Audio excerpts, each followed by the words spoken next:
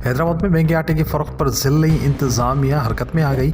140 रुपये किलो में फ़रोख्त होने वाले आटे की कीमत 102 रुपये मुकर्रर करके ज़िली इंतज़ामिया और डिस्ट्रिक्ट फूड कंट्रोलर्स ने सस्ते आटे की फराहमी को यकीनी बनाने के लिए 12 से ज़ायद फ्लोर्स मिल के बाहर स्टॉल सजा दिए। शहरियों को सस्ते आटे की फराहमी शुरू कर दी गई, जैसे ख़रीदने के लिए शहरियों की बड़ी तादाद पहुँच गई।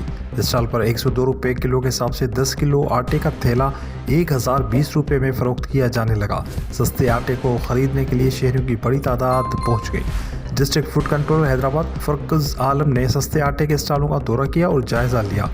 ये जो है वो सिंध फूड डिपार्टमेंट ने डिस्ट्रिक्ट एडमिनिस्ट्रेशन की कोऑर्डिनेशन के साथ मिलकर अभी इस चीज़ को इंश्योर करवा रही है कि जो गवर्नमेंट फीड जो है वो जो सब्सिडी प्रोवाइड कर रही है अपनी वीट की जो है फ्लोर मिल्स को, वो ट्रांसलेट हो कॉमन पीपल को जो है। तो अभी हम जो नोटिफाइड प्राइस है इस वक्त 10 kg बैग की जो है फ्लोर की वो 1020 रुपये जो है उस पर हम इंश्योर करवा रहे हैं कि वो लोगों को वो आटा मिल रहा हो उसी वजह। तो इसके लिए मैं खुद इस वक्त फील्ड के ऊपर हूँ, विजिट पर हूँ। अभी हर मिल के ऊपर मैं जा रहा हूँ, हर मिल को जाके मैं चेक कर रहा हूँ वहाँ पर जो है।